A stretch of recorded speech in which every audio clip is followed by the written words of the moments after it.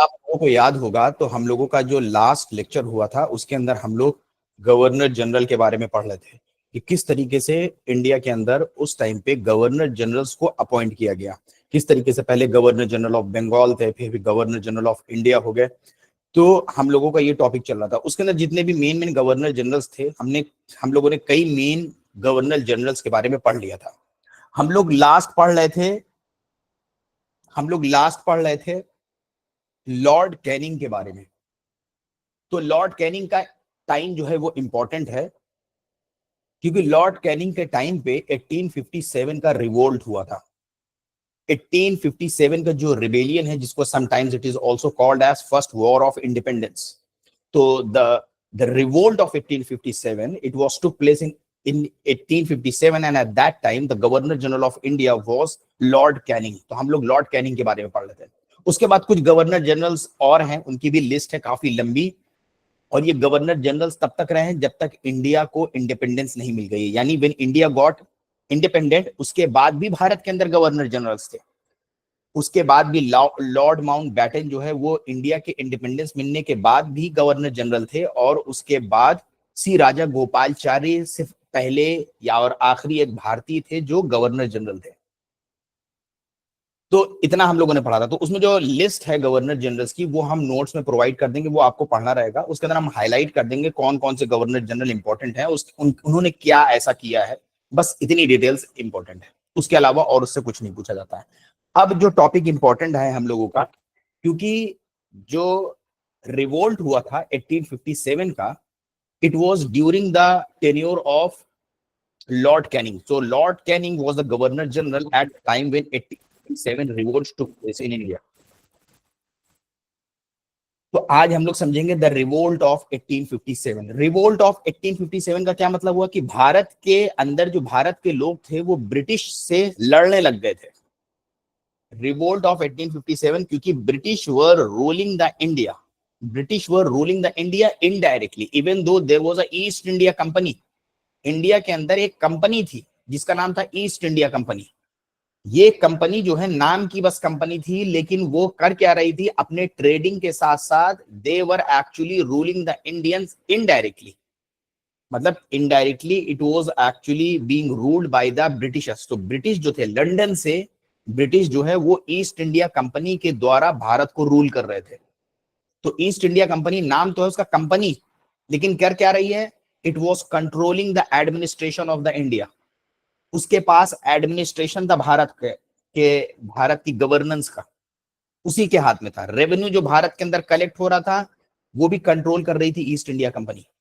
तो एक्चुअली में जो गवर्नेंस थी भारत के अंदर वो ईस्ट इंडिया कंपनी कंट्रोल कर रही थी। नाम था उसका कंपनी थी। ट्रेडिंग के लिए आई थी इंडिया में 1600 में कि हम ट्रेड करेंगे भारत के साथ, और लेकिन करने क्या लग गए, भारत के लोगों को रूल करने लग गए। तो बिफोर द 1857 इंडिया जो है it was being ruled bye east India company. East India company जो है वो इंडिया को रूल कर रही थी 1857 से पहले, 1857 से पहले। अब ईस्ट इंडिया कंपनी को बड़ा पावर दिया गया था ब्रिटिश के पार्लियामेंट द्वारा। ईस्ट इंडिया कंपनी को बहुत पावर दिया गया था कि they can have their own armies, so the East India Company could have maintained its own army। तो इनके पास अपनी खुद की आर्मी थी, जिसमें से तकरीबन लाखों सोल्जर्स जो थे वो इंडिया के थे। यही इंडिया ही के लोगों के सोल्जर्स को वो ले रहे थे, रिक्रूट कर रहे थे, और इंडिया ही के ऊपर जुल्म कर रहे थे।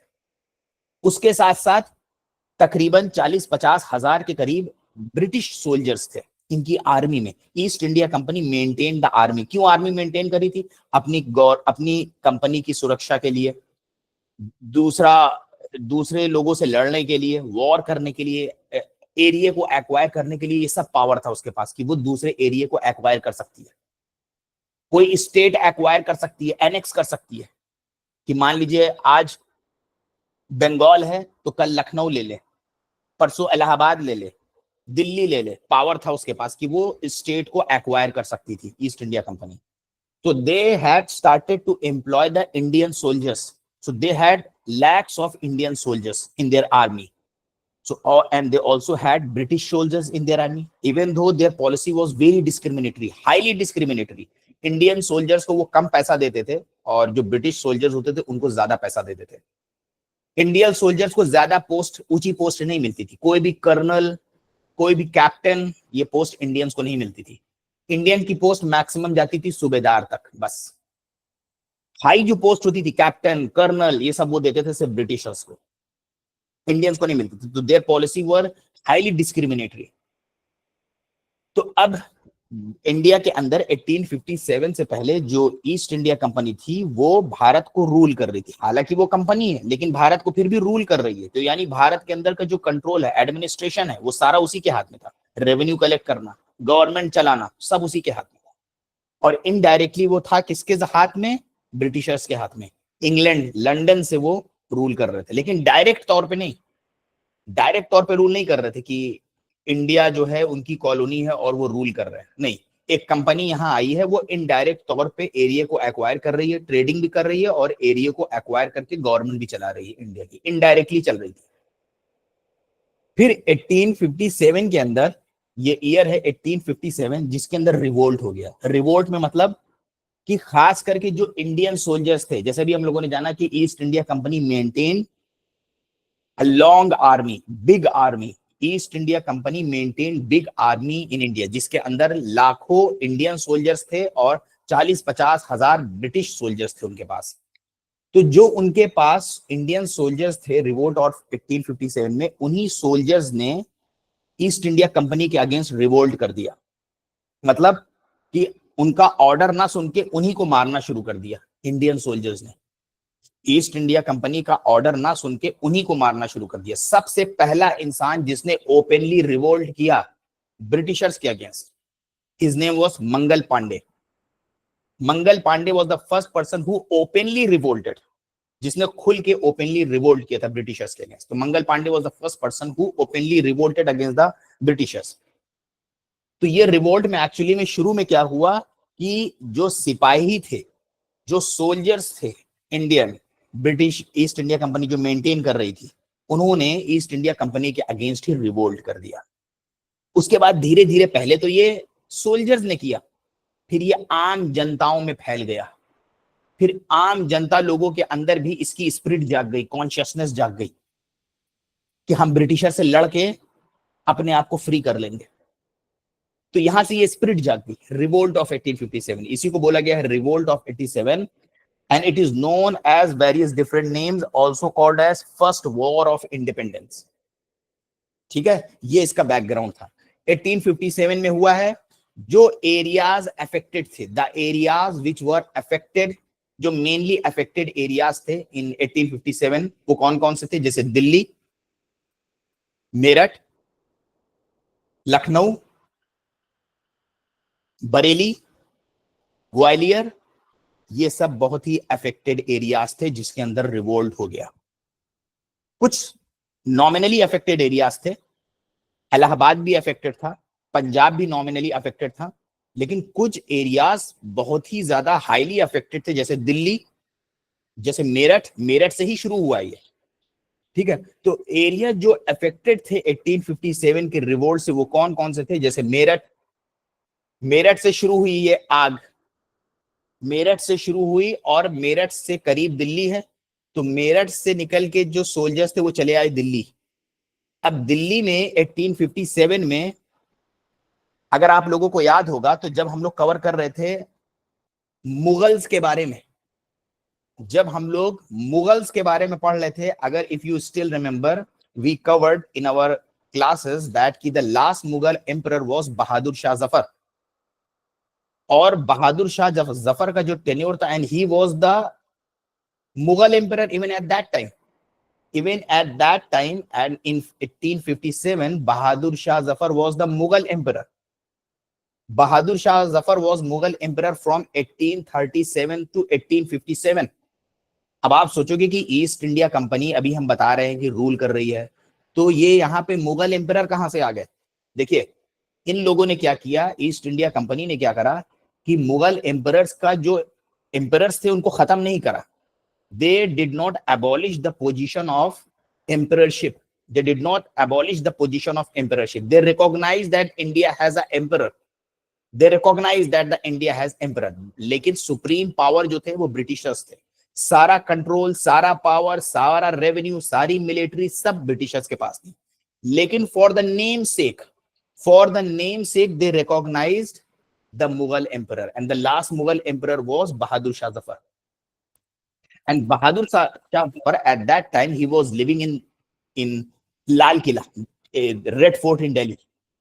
Bahadur Shah Zafar was living in Lal Killa, Red Fort in Delhi, and he was on pension. अगर आप लोगों को याद होगा कि हम लोगों ने पढ़ा था कि Bahadur Shah Zafar was on pension, तो Britisher used to give the pension to the Bahadur Shah Zafar. ये मुगल एम्परर हैं, अभी भी चल रही है। जो मुगल्स आए थे वो मुगल्स अभी भी चल रहे हैं, लेकिन फॉर द नेम से, क्योंकि हम लोगों ने पढ़ा था 1707 में after the death of Aurangzeb Alamgir Mughals का डाउनफॉल शुरू हो गया और बड़ी तेजी से मुगल्स की जो पावर थी, सॉवरेनिटी थी, वो खत्म हो गई। लेकिन ब्रिटिशर्स ने they still recognise the Mughals, they still recognise the emperorship in India, they did not abolish this position and they did not destroy it. उन्होंने क्या करा कि बहादुर शाह जफर को जो लाल किला है उसके अंदर रहने की इजाजत दे दिया, आप रहिए, दिल्ली में आपका कंट्रोल है, मतलब सारा ऑर्डर ब्रिटिशर्स का ही चलता था खाली नेम से। तो बहादुर शाह जफर करते क्या थे, पोएट्री लिखना, उर्दू की पोएट्री, शायरी, मुशायरा, ये चीजें करते थे वो।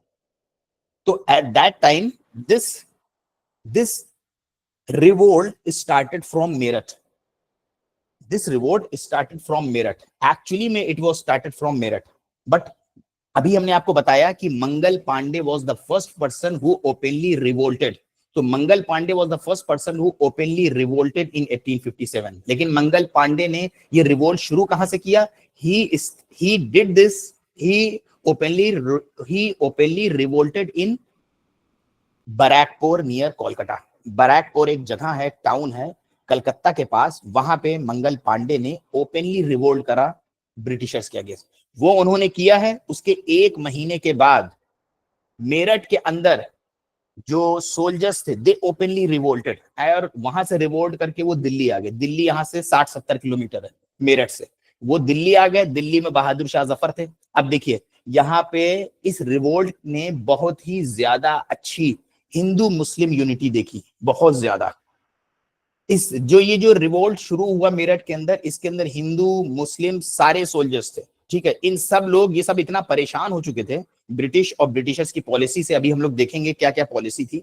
इतना परेशान हो गए थे कि इन सब लोगों ने डिसाइड किया कि दिल्ली में जो बहादुर शाह जफर बैठे हुए हैं अपने रेड फोर्ट में, चलो उनको चल के हम लोग अपना लीडर डिक्लेयर कर देते हैं कि हम लोग उनके लिए लड़ेंगे। They were the soldiers from the Meerut and they planned, after revolted, they planned that they will march to Delhi, and they went to Delhi.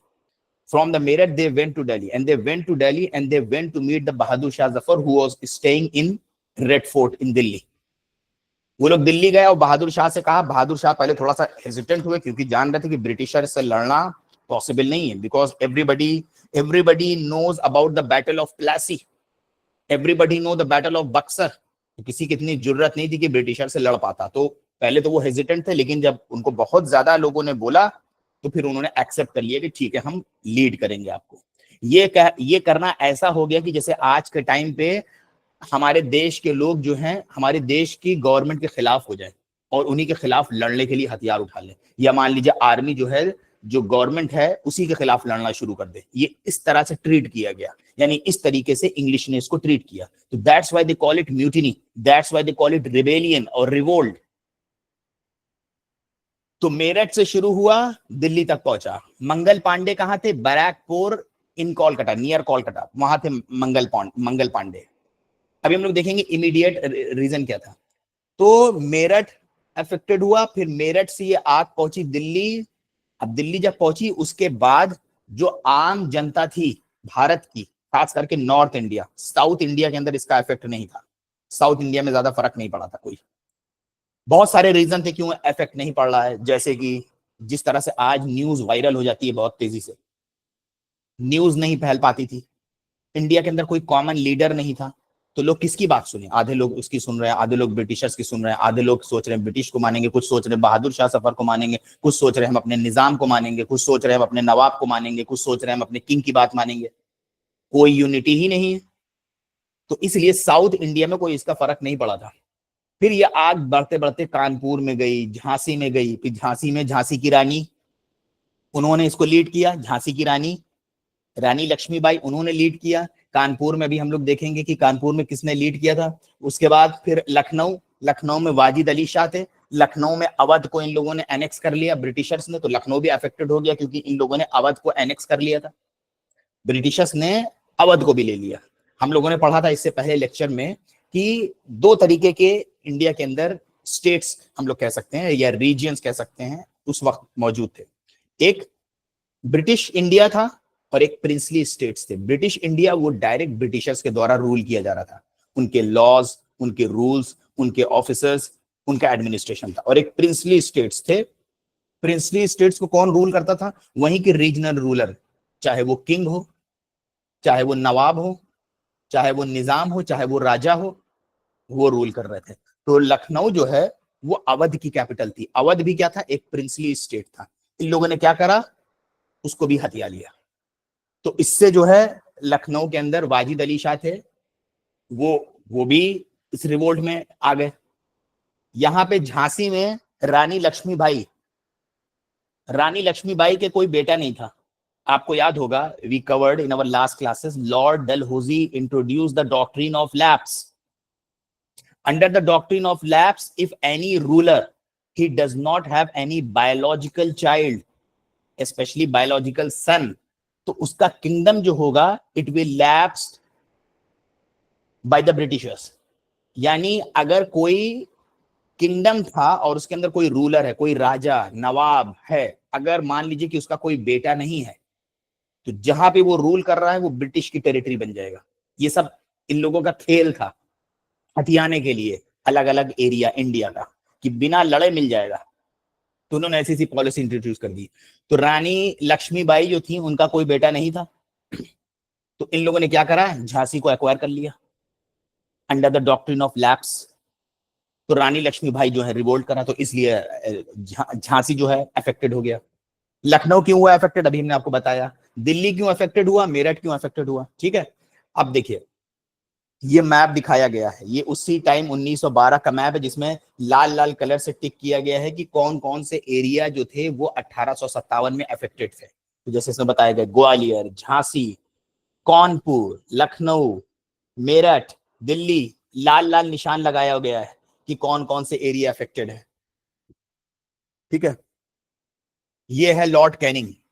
अभी हमने आपको बताया कि लॉर्ड कैनिंग जो था उस वक्त गवर्नर जनरल था इंडिया का, जिस वक्त ये 1857 का रिवोल्ट हुआ। ठीक है, आगे बढ़ते हैं। तो 1857 में आपको समझ में आ गया होगा कि एक मैसिव रिबेलियन हुआ था against the rule of the British east India company. अभी इंडिया को कौन रूल कर रहा है? ब्रिटिश ईस्ट इंडिया कंपनी, एक कंपनी रूल कर रही है। कहां कहां फैला और वहां पे कौन कौन लीड कर रहा था? दिल्ली के अंदर अभी हमने आपको बताया बहादुर शाह जफर, बहादुर शाह जफर लीड कर रहे थे। He was staying in the red fort, जहां पे क्राउड जो है from the Meerut came to Delhi and they declared, they asked the Bahadur Shah Zafar to lead us, क्योंकि वो ये चाहते थे कि बहादुर शाह जफर हमें लीड करे, ब्रिटिशर्स लीड ना करें। और यहाँ पे जो क्राउड आया ये हिंदू मुस्लिम सबका क्राउड था। दे देमसेल्फ वांटेड कि बहादुर शाह जफर जो है उनका लीडर बन जाए। तो वो दिल्ली आ गए कि बहादुर शाह जफर जो ऑलरेडी एम्परर है फॉर द नेम से, he was only a nominal Mughal emperor. Actual power जो है did not lie in his hand, actual power इनके हाथ में नहीं था, वो तो ब्रिटिशर्स के हाथ में था। तो यहाँ पे बहुत ही अच्छी यूनिटी देखने को मिली हिंदू मुस्लिम, बहुत क्यों देखने को मिली अभी आपको ये भी समझ में आया। तो ब्रिटिश के रूल से और उनकी पॉलिसी से कि हिंदू मुस्लिम दोनों ने डिसाइड किया। फिर कानपुर के अंदर नाना साहेब, नाना साहेब ने कानपुर के अंदर इस रिबेलियन को लीड किया। नाना साहेब कौन थे अभी हम लोग समझेंगे। जो मराठा एम्पायर होती थी, मराठा एम्पायर के अंदर, जो मराठा एम्पायर के अंदर आपने देखा होगा एक पोस्ट थी छत्रपति, एक पोस्ट थी छत्रपति और एक पोस्ट थी पेशवा। छत्रपति जो होता था वो किंग होता था, जैसे आज के टाइम पे प्रेसिडेंट। तो छत्रपति प्रेसिडेंट और पेशवा प्राइम मिनिस्टर। तो the real power lies in the hand of the prime minister. तो real power at that time used to lie in the hand of the Peshwa. पहले छत्रपति के पास था, फिर बाद में पेशवा के हाथ में आ गया। तो पेशवा जो थे, एक एक मराठा एम्पायर को जब ब्रिटिशर्स ने हरा दिया था, तो एक पेशवा थे, उनको उन्होंने एग्जाइल कर दिया कानपुर के अंदर, और फिर उनको पेंशन देते थे ये ब्रिटिशर्स, उसी पेशवा को पेंशन दिया करते थे। और वो जो पेशवा थे उनके एक एडॉप्टेड सन थे नाना साहेब, मतलब गोद लिए हुए बेटे। तो अब इंडियन कल्चर के अंदर तो गोद लिया जा रहा था, लेकिन ब्रिटिशर्स जो है they brought the policy of doctrine of lapse, कि कोई भी गोद ले बच्चों को हम नहीं पहचानेंगे। तो इससे हुआ क्या? किसको वॉइस ब्रेक लग रही है? क्या हमारी वॉइस ब्रेक हो रही है?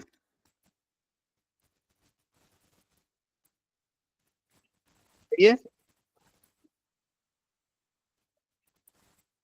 बताइए, क्या सभी लोगों को वॉइस ब्रेक लग रही है?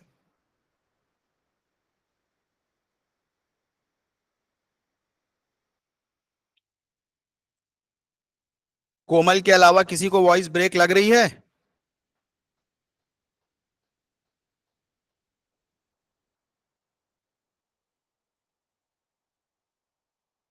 ठीक है।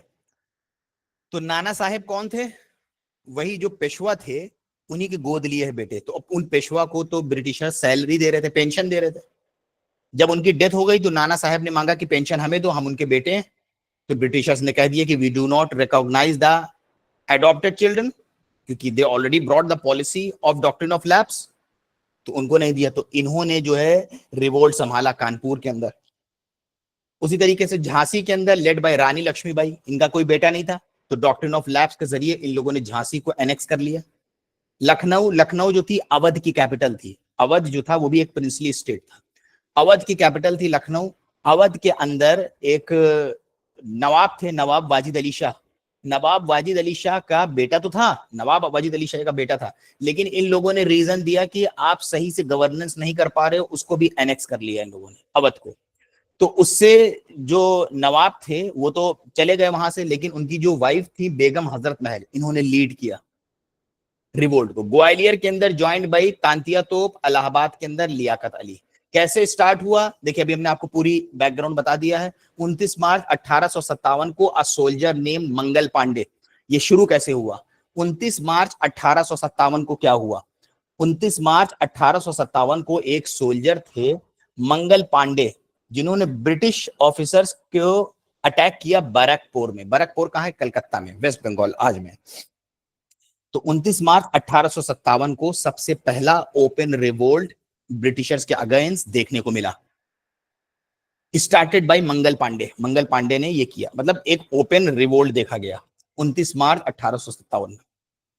फिर उसके बाद 10 मई 1857 को मेरठ के अंदर, मेरठ जो है दिल्ली से करीब है, यूपी में आता है मेरठ, दिल्ली से तकरीबन 70-72 किलोमीटर है। मेरठ के अंदर जो है इंडियन सोल्जर्स ने अब खुल के ओपन रिवोल्ट करना शुरू कर दिया। Meerut started the real revolt. तो कहा जाता है कि मेरठ से जो है रियल रिवोल्ट शुरू हुआ है। वहां पे मंगल पांडे ने किया, बाद में उन लोगों ने मंगल पांडे को पकड़ के ट्रायल चला के एग्जीक्यूट कर दिया, बात खत्म हो गई। उसके काफी टाइम के बाद, यानी एक महीने के बाद, तकरीबन जो है 10 मई 1857 से इंडियन सोल्जर्स ने मेरठ के अंदर ओपनली रिवोल्ट शुरू कर दिया। दे मार्च टू दिल्ली। अब ये रिवोल्ट मेरठ से शुरू हुआ, कहां गया? दिल्ली गया। दिल्ली क्यों आया? क्योंकि दिल्ली में eight that time in red fort Bahadur Shah Zafar was staying and he was the last Mughal emperor. क्योंकि दे वांटेड कि जो मुगल एम्परर है वो हमें लीड करे ब्रिटिशर्स के अगेंस्ट, ताकि हम लोग लड़ सके इनसे। द एम्परर ऑफ इंडिया, उस वक्त जो गवर्नर जनरल था इंडिया के अंदर वो था Lord Canning, was the governor general of India. और कब से कब तक था गवर्नर जनरल? देखिए 1856 से 1858। कई बार एग्जाम में क्वेश्चन पूछा गया है कि जब 1857 का रिवोल्ट हुआ, who was the governor general eight that time in India? Lord Canning, याद रखिएगा। अब देखिए रीजन क्या था ये रिवोल्ट होने का, कॉजेज ऑफ रिवोल्ट, क्यों जो है जो इंडियन सोल्जर्स थे उन्होंने ब्रिटिशर्स के अगेंस्ट रिवोल्ट करना शुरू कर दिया। तो इसके कई रीजंस है। अब देखिए क्या क्या रीजंस है। पहले पॉलिटिकल कॉजेज में सबसे अहम है डॉक्ट्रिन ऑफ लैप्स। याद होगा हम लोगों ने पढ़ा था कि doctrine of lapse introduce by Lord Dalhousie. Lord Dalhousie एक नई पॉलिसी लेके आ गया, डॉक्ट्रिन ऑफ लैप्स। लैप्स का मतलब क्या था? कि अगर कोई किंगडम के अंदर कोई रूलर जो है बिना किसी संतान के मर जाता है, मतलब कि if he does not have any biological son, तो उसका जो किंगडम होगा वो ब्रिटिशर्स का हो जाएगा। अब यहां पे लड़ाई शुरू हुई। लड़ाई किस चीज की? क्योंकि इंडियन कल्चर जो था उस टाइम पे, Indian culture use to recognise the adopted children. तो अगर बच्चा नहीं भी है तो वो अडॉप्ट कर लेते थे। तो अब यहां पे ब्रिटिशर्स उनकी टेरिटरी एनेक्स कर लेते थे। तो ये कुल मिला के हथियाने का तरीका था लीगल तौर पे। मतलब आप लीगल भी हो, जैसे आज कोई कानून बनाया जाए पार्लियामेंट के द्वारा कि कोई प्रॉपर्टी हथिया भी लो और कोई ये भी ना कहे कि आपने हथियाया है, तो कहा जाएगा लीगली आपने हथिया लिया, कोई कुछ कह नहीं सकता है।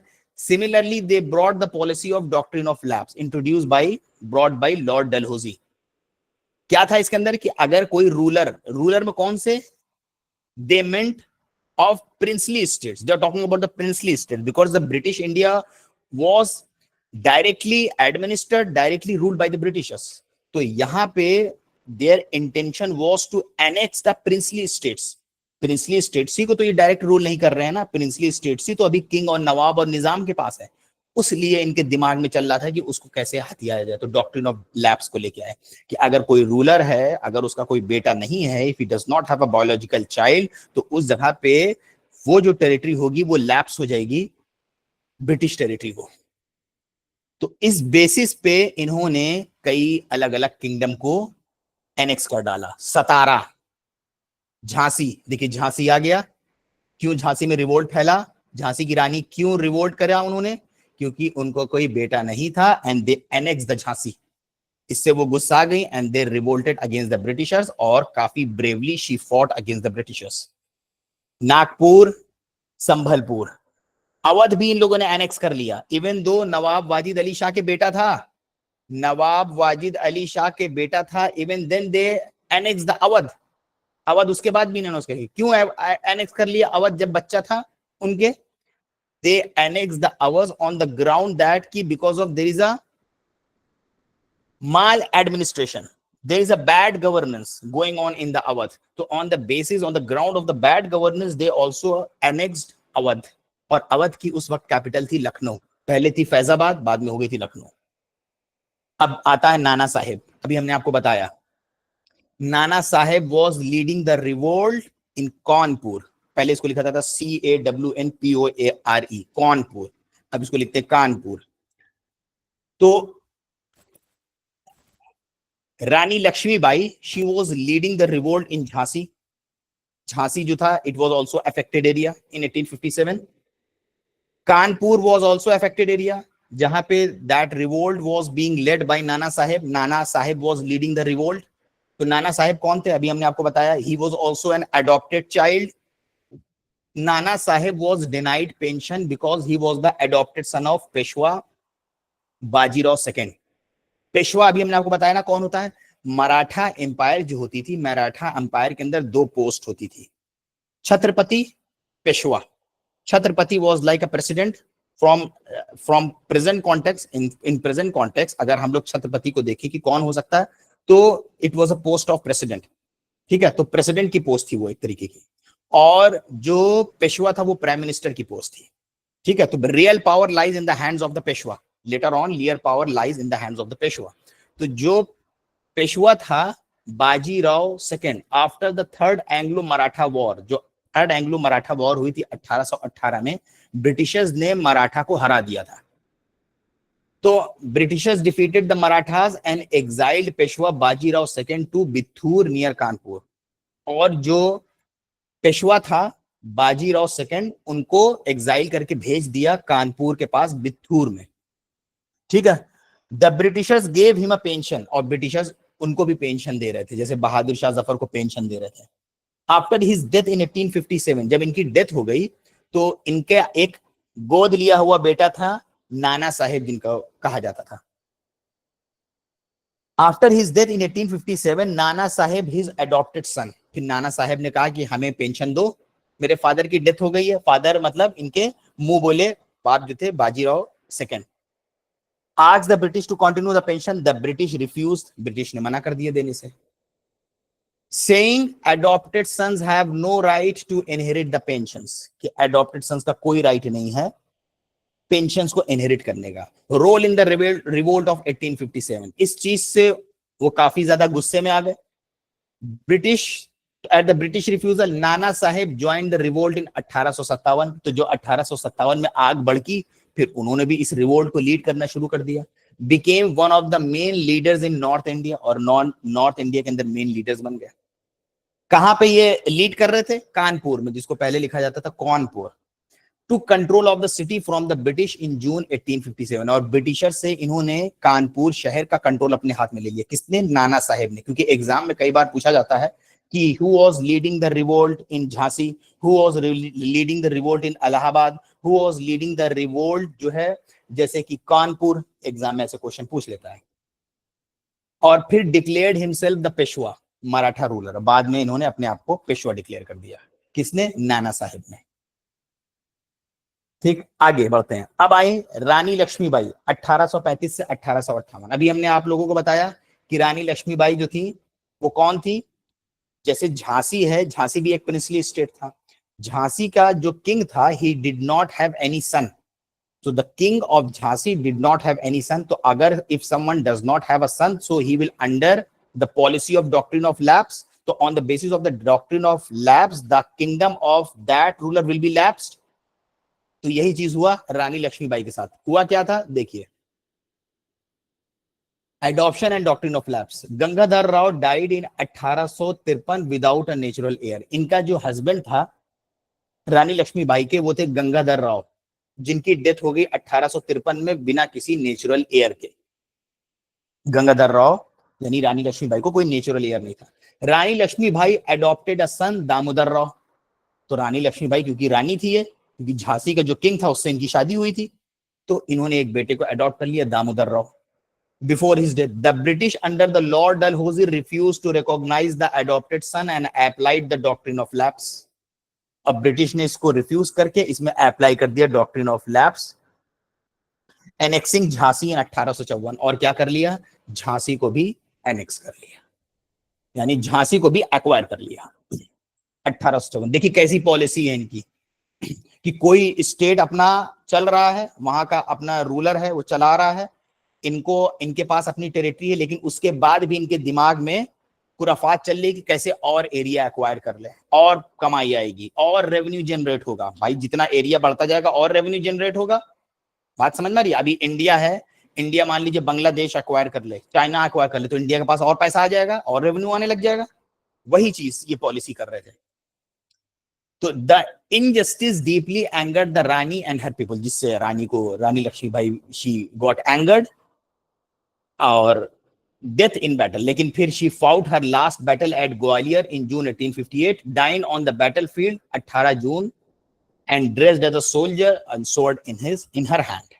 फिर इसके बाद कुछ इकोनॉमिक कॉजेज हैं, ये तो पॉलिटिकल कॉजेज हो गए। तो पॉलिटिकल कॉजेज में हम लोगों ने सबसे बड़ा रीजन पढ़ा 1857 का, वो था doctrine of lapse introduced by Lord Dalhousie, क्योंकि इसने कई लोगों को गुस्सा दिलाया। बेगम हजरत महल अवध वाली, लखनऊ एनेक्स हो गया था अवध, झांसी एनेक्स हो गया रानी लक्ष्मीबाई। फिर जो बाजीराव के बेटे थे एडॉप्टेड नाना साहेब, उनको पेंशन ना देना। देखिए कितने बड़े बड़े मेन लोगों को इससे जो है नुकसान हुआ।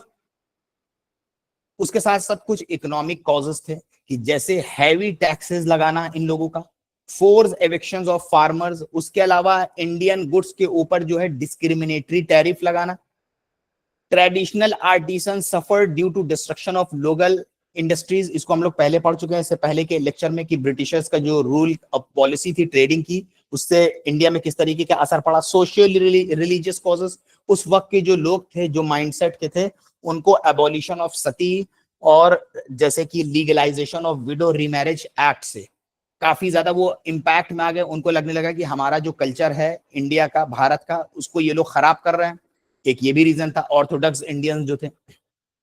मिलिट्री कॉज क्या था? मिलिट्री कॉज में discrimination against the Indian sipahi, जो इंडियन सिपाही थे there were discriminatory practices, Indian जो सिपाही थे they were paid less than the British soldiers, जो इंडियन सोल्जर्स थे they used to be paid less than the British soldiers, British soldiers उनको कम पे किया जा रहा था, और इंडियंस को ज्यादा टॉप पोस्ट नहीं दी जा रही थी, बस सूबेदार तक सीमित थे, और जो ब्रिटिशर्स थे उनको हाई पोस्ट दी जा रही थी, कैप्टन, कर्नल, इंडियंस को नहीं दिया जा रहा था।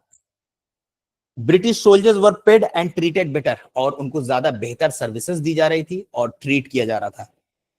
इमीडिएट कॉज क्या था? अब इमीडिएट कॉज क्या था कि वो कौन सा ऐसा ट्रिगर्ड पॉइंट था which triggered the Mangal Pandey to openly revolted against the Britishers? What was the triggered point?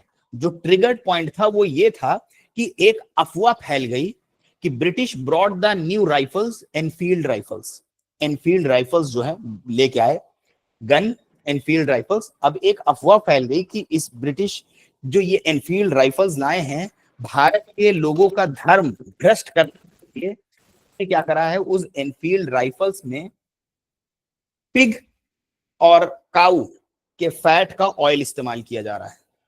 Pig which is prohibited in Islam, और काऊ का fat which is considered as sacred in Hinduism, जिसका fat इस्तेमाल किया जा रहा है cartridges के अंदर, तो वो मुंह से निकालना पड़ता था, उसको लगा के फिर गोली चलाना पड़ता था।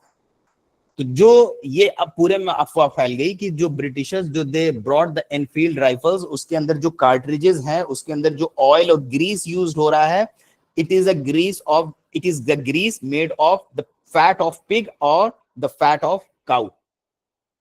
इससे जो सिपाही थे, अभी हम लोगों ने जाना कि east India company maintained a huge army of the Indian soldiers, तो इंडियन सोल्जर्स के अंदर हिंदू मुस्लिम सब थे, तो दोनों जो है इससे स्पार्क्ड हो गए, एक्सपार्ड एंगर अमंग सिपाही, बिगिनिंग ऑफ द रिवोल्ट। तो वही मार्च 29 1857 को बरकपुर नियर कलकत्ता में मंगल पांडे अ सिपाही of 34th native infantry killed two British officers को मार दिया और रिफ्यूज कर दिया कि हम नहीं चलाएंगे, और जो ईस्ट इंडिया कंपनी जो थी उनके जो सोल्जर्स थे उनके खिलाफ जाने लग गए। सिपाहीज रिफ्यूज टू अरेस्ट हिम, फिर बाद में सिपाहियों ने भी उनको अरेस्ट करने से मना कर दिया मंगल पांडे, लेकिन बाद में अरेस्ट हो गए और उनको हैंग कर दिया गया। तो दिखाया जा रहा है कि उस वक्त भारत के जो सोल्जर्स हुआ करते थे, देखिए किस तरीके से हुआ करते थे, दिख रहा होंगे आप लोगों को, दिखाया गया है, ठीक है। तो ये इंडियन सोल्जर्स हैं, ठीक है। फिर अभी हम लोगों ने जाना कि the revolt of Mangal Pandey in Barakpur was not the original revolt, was not the main outbreak. Main outbreak कहां पे हुआ था? मेरठ में, मई 1857 में। तो फिर इंडियन सिपाही punished for refusing greased cartridges, they rebelled, killed British officers, released prisoners and marched to Delhi. Capture of Delhi 11 May 1857। अब यही जो रिबेल्स थे, अभी हम लोगों ने जाना कि these rebels from the Meerut they march to Delhi in 1857। Delhi आए नेक्स्ट डे और local sipahi joined them and proclaim Bahadur Shah Zafar as Shahenshah Hindustan. जब मेरठ से निकल के वो सिपाही दिल्ली आए, दिल्ली के जो लोकल सिपाही थे उन्होंने भी उनको ज्वाइन किया, फिर they straight away went to Red Fort and where they declared Shahenshah Hindustan. किसको? बहादुर शाह जफर को। फिर क्या हुआ? Spread of the revolt within a month of the capture of Delhi 11 May 1857 the revolt spread rapidly across north India, central India, western India. South India जो है इसमें affected नहीं था, पंजाब और बंगाल खाली मार्जिनली अफेक्टेड था। अब इसके अंदर जो अलग अलग की पर्संस हैं जिन्होंने अलग अलग रिवोल्ट को लीड किया, जैसे बहादुर शाह सेकंड जो है, बहादुर शाह जफर जो थे उन्होंने दिल्ली के अंदर जो रिवोल्ट था उसको लीड किया था, लेकिन बाद में उनको पकड़ लिया गया और पकड़ के उनको बाद में भेज दिया गया बर्मा, वहां पे एग्जाइल करने के लिए भेज दिया गया। फिर 1862 में उनकी डेथ हो गई। नाना साहेब इनका असली नाम था, धुंधु पंत, ये एस्केप चले गए नेपाल क्योंकि ब्रिटिशर्स ने फिर कैप्चर कर लिया दोबारा। बेगम हजरत महल भी नेपाल चली गई। खान बहादुर खान बरेली से एस्केप करके नेपाल चले गए। तांतिया तोप वो भी चले गए बाहर। रानी लक्ष्मीबाई की डेथ हो गई। कुंवर सिंह जो है जख्मी हो गए, फिर उनकी भी डेथ हो गई। सर ह्यूग रोज रानी लक्ष्मीबाई की तारीफ में कहते हैं कि the best and bravest military leader of the rebels. और इंपॉर्टेंट लीडर्स कौन कौन से थे, जैसे फैजाबाद के अंदर मौलवी अहमदुल्ला, फतेहपुर के अंदर अजीमुल्ला खान, मथुरा के अंदर देवी सिंह, मेरठ के अंदर कदम सिंह। फिर end of revolt, British authority was reestablished between July and December 1858। जुलाई से दिसंबर 1858 में ब्रिटिश का रूल फिर से रीएस्टैब्लिश हो गया। तो यानी अलग अलग एरिया जो कानपुर और दिल्ली जो ब्रिटिशर्स से अपने हाथ में ले लिया था इस रिवोल्ट के दौरान, उसको ब्रिटिशर्स ने फिर 1858 में जुलाई से दिसंबर में फिर से वो रीएस्टैब्लिश हो गया। फेलियर क्या है, कॉजेज ऑफ फेलियर, क्यों ये जो 1857 का रिवोल्ट था फेल हो गया, इसके कई कारण हैं। जैसे डिसयूनिटी अमंग इंडियन रूलर्स, जो इंडियन रूलर्स थे उसी के अंदर डिसयूनिटी थी। बहुत सारे ऐसे थे जैसे सिंधिया, होलकर्स, वो ब्रिटिशर्स का ही सपोर्ट कर रहे थे। एक प्रिंसली स्टेट का दूसरे प्रिंसली स्टेट के साथ कोई कोलैबोरेशन नहीं, कोई सपोर्ट नहीं कि चलो ब्रिटिशर्स को हराया जाए। एक जो है खुश है, दूसरा नहीं खुश है, तो कोई कोई अग्रीमेंट नहीं, डिसयूनिटी। उसके अलावा lack of national leadership, there was no national leader. अभी हम लोगों ने जाना कि कोई नेशनल लीडर नहीं है, तो किसके अंडर में सब लोग आए। Different classes had different motives, जो अलग अलग क्लासेस हैं सबका अपना अलग अलग मोटिव है लड़ने के पीछे। अब जैसे देखिए अलग अलग मोटिव, कितने तो खाली डॉक्ट्रिन ऑफ लैप्स की वजह से लड़ रहे हैं, कितने तो आप देखिए डॉक्ट्रिन ऑफ लैप्स की वजह से लड़ रहे हैं, कुछ लोग जो है इस वजह से लड़ रहे हैं कि उनको कार्ट्रिज दिया गया है उसके अंदर काऊ और पिग का फैट लगा है। तो सब अलग अलग मोटिव से लड़ रहे हैं, कोई कॉमन मोटिव ही नहीं है। नो ऑल इंडिया ऑर्गेनाइजेशन और कम्युनिकेशन, पूरा ऑल इंडिया कोई ऑर्गेनाइजेशन ही नहीं थी कि which could have led this 1857 revolt, और there was no all India communication. यहां क्या हो रहा है वहां क्या पता चल रहा है, कुछ नहीं हो पा रहा था। ठीक है, इसमें ये फेल तो हो गया रिवोल्ट, लेकिन इससे कुछ चीजें बहुत बड़ी सामने निकल के आई। जैसे एक हिंदू मुस्लिम यूनिटी, इसमें हिंदू मुस्लिम ने साथ में मिलके इस रिवोल्ट में लड़ाई लड़ी। ठीक है, उसके अलावा no communal division during the revolt, कोई भी कम्युनल डिवीजन नहीं हुआ। Started as a military mutiny but became a popular uprising against the British rule. Nature of the revolt, अब इसको अलग अलग लोगों ने, इससे एग्जाम में क्वेश्चन पूछा जाता है, अलग अलग लोगों ने इसको अलग अलग नाम दिए हैं कि इसका नेचर क्या था। ये म्यूटिनी थी, रिवोल्ट था, वॉर ऑफ इंडिपेंडेंस था, क्या था ये। ठीक है, तो आइए हम लोग इसको समझते हैं कि ये था क्या, इसका नेचर।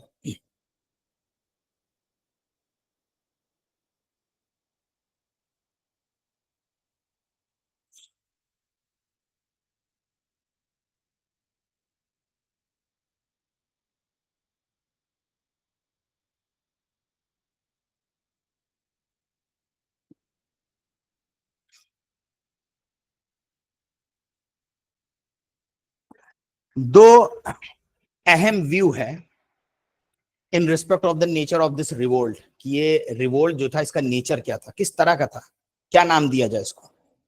तो कुछ ने कहा है it is a sepoy mutiny.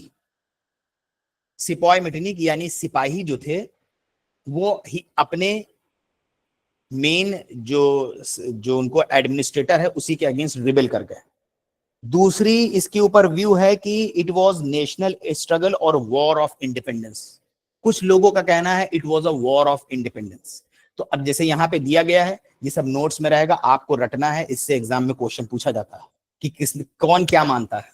जैसे कि सिपाही म्यूटिनी यानी लिमिटेड मिलिट्री रिबेलियन, सिपाही मतलब मिलिट्री रिबेलियन, किसका किसका मानना है, सैयद अहमद खान, मुंशी जीवन लाल, दुर्गादास बंदोपाध्याय, ब्रिटिश ऑफिशियल्स में स्टैनली, जॉन लॉरेंस, इन लोगों का मानना है। वहीं दूसरी व्यू है कि ये नेशनल वॉर ऑफ इंडिपेंडेंस था। अब इसको ये कौन कह रहा है कि नेशनल वॉर ऑफ इंडिपेंडेंस था, जैसे V D. Savarkar, Karl Marx, Benjamin Disraeli, K M Panikkar. ठीक है, अदर इंपॉर्टेंट इंटरप्रिटेशंस जैसे रेशियल स्ट्रगल, एक मिनट,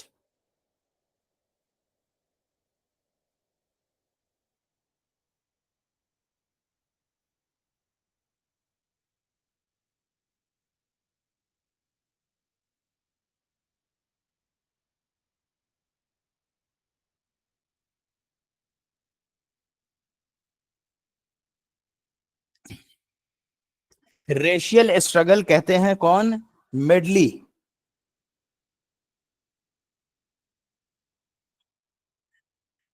रेशियल स्ट्रगल जो है वो कहते हैं मेडली, मतलब कि it was a war between black versus white. तो उन्होंने कहा कि ये रेशियल स्ट्रगल थी, गोरे और कालों की लड़ाई। किसने? मेडली ने। रिलीजियस स्ट्रगल कहा है कीज ने। Civilization barbarism T R Holmes ने। हिंदू मुस्लिम कॉन्स्पिरेसी ये अवतराम ने कहा है। Hindu Muslim conspiracy Christianity. Conclusion the revolt of 1857 was turning point even though it failed. आगे हम लोग देखते हैं और कौन कौन ने क्या क्या बोला है। अलग अलग लोग हैं जिन्होंने अलग अलग बातें बोली है। जॉन सीली ने जैसे कहा है कि it is a selfish and unpatriotic sepoy mutiny with unpopular support. A R C Majumdar ने कहा है strongly rejected nationalist view and said कि the so-called first national war of independence is neither first nor national nor a war of independence. Benjamin Disraeli ने कहा है कि called it a national revolt rooted in deep mistrust. इससे exam में question पूछा जाता है, तो आप इसको नोट्स के अंदर दिया गया है, बस देख लीजिएगा किसने क्या कहा है, किसने कौन सी बुक लिखी है इस वॉर ऑफ इंडिपेंडेंस के ऊपर। इससे एग्जाम में क्वेश्चन पूछा जाता है, हम आपको बता दें, ये इंपॉर्टेंट टॉपिक है। ठीक है, अब हम लोग देखते हैं impact of the revolt of 1857। मतलब अब ये जो 1857 का रिवोल्ट हुआ, अब इसका इंपैक्ट क्या पड़ा, ये भी इंपॉर्टेंट है। End of east India company rule. The first major important impact of 1857 revolt was the end of east India companies rule. East India company, अभी हम लोगों ने जाना था कि 1857 से पहले भारत के अंदर east India company maintained the huge army, and through that army East India Company was managing the administration of India. So the control of the management of India is in the hands of East India Company. अब 1857 के बाद एक act pass किया British parliament ने। British parliament अब passed an act, is this act is known as government of India act 1858। British parliament ने after the first revolt यानी first war of independence in 1857, British parliament passed an act called as government of India act 1858। उस government of India act 1858 के जरिए जो company का rule था उसको खत्म करके ब्रिटिश ने डायरेक्ट कंट्रोल अपने हाथ में ले लिया। यानी अब इंडिया जो है वो ब्रिटिश का पार्ट बन गया था, ब्रिटिश की कॉलोनी बन गई थी। इसलिए अब एक नई पोस्ट आ गई गवर्नर जनरल के अलावा, and that was voice Roy. तो जो लॉर्ड कैनिंग था, it was during the rule of Lord Canning, it was the tenure of Lord Canning when the first revolt of 1857 took place. So once the British, when they took the control in their hands, so यही Lord Canning जो है governor general के साथ साथ voice Roy भी बन गया। Voice Roy मतलब कि जो ब्रिटिश का क्राउन है उसका रिप्रेजेंटेटिव। पहले तो ये कंपनी थी, अब ये डायरेक्ट ब्रिटिश के द्वारा रूल करने जाने लगा। End of east India company, कौन सा एक्ट पास किया गया? Government of India act 1858। Company का रूल खत्म हो गया। एक secretary of state for India को अपॉइंट किया गया। उसके अलावा new title for governor general, नया टाइटल आ गया, और वो क्या था? वॉइस रॉय, मतलब representative of crown. End of annexation policy, जो डॉक्ट्रिन ऑफ लैप्स चल रही थी, क्योंकि ब्रिटिशर्स को समझ में आ गया था कि ये भी वन ऑफ द रीजंस है विच एंगर्ड द इंडियंस। उनको समझ में आ गया था कि doctrine of lapse is one of the reasons which angered the Indians. तो इन्होंने क्या करा? End of annexation policy. तो जो डॉक्ट्रिन ऑफ लैप्स थी उसको विड्रॉ कर लिया गया। British assured the princely states of their continued existence. और ब्रिटिशर्स ने ये वादा किया, क्योंकि सबको ये लग रहा था कि अभी तो ये जितना एरिया लिए हैं उसके अलावा प्रिंसली स्टेट्स भी एक्वायर कर रहे हैं, तो उन्होंने कहा कि हम प्रिंसली स्टेट्स के साथ छेड़छाड़ नहीं करेंगे। Military changes, ratio of British to Indian soldiers was increased.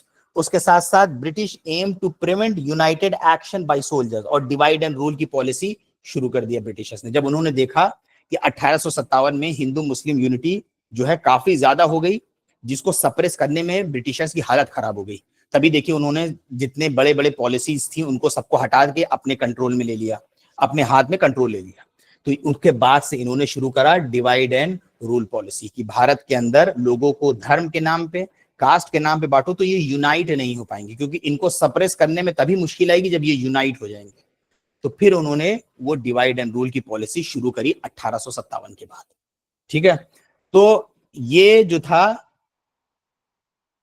ये हम लोगों का 1857 रिवोल्ट के ऊपर जो है एक लेक्चर था। तो आई होप कि आप लोगों को समझ में आया होगा इसका बैकग्राउंड, इसका इम्पैक्ट। बस आप लोगों को नोट्स के अंदर इस चीज को देखना है अच्छे से कि किसने कौन सी बुक लिखी है और इसके ऊपर क्या कमेंट करा है। बताइए, सभी लोगों को समझ में आया?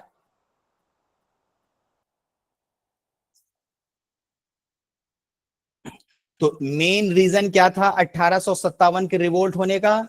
एक political issue, doctrine of lapse, किसकी किसकी किंगडम लैप्स हुआ है वो भी बताइएगा। इकोनॉमिक जो कॉस्ट था वो क्या था? हाई टैक्सेस, डिस्क्रिमिनेटरी प्रैक्टिसेस, और सोशियो जो पॉलिटिकल इश्यूज थे उसके अंदर, जैसे कि जैसे एक इमीडिएट कॉज हो गया, और एक इमीडिएट कॉज में हो गया कि introduction of the Enfield rifles and using the cartridges, जिसके अंदर फैट इस्तेमाल किया जा रहा था काऊ और पिग का। उसके साथ साथ और कुछ रीजंस थे, जैसे कि जो सिपाही थे, जो सोल्जर्स थे, उनके अंदर डिस्क्रिमिनेटरी ट्रीटमेंट। तो ये सब रीजंस थे 1857 के रिवोल्ट के। कहां से शुरू हुआ? सबसे पहले मंगल पांडे ने ओपनली करा बैरकपुर में, और फिर कहां से शुरू हुआ? मेरठ से। फिर मेरठ के बाद कहां पहुंचा? दिल्ली में। फिर धीरे धीरे दूसरे स्टेट अफेक्टेड होने लगे, इंपैक्ट में आने लगे। समझ में आया सब लोगों को? बताइए।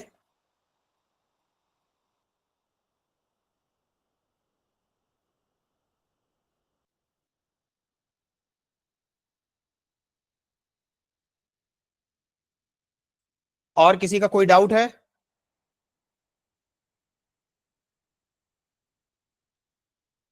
तो ये 1857 का जो टॉपिक है ये भी बहुत इंपॉर्टेंट है, इससे एग्जाम में क्वेश्चन पूछा जाता है, तो इसलिए हम लोगों ने इसको डिटेल में समझा है।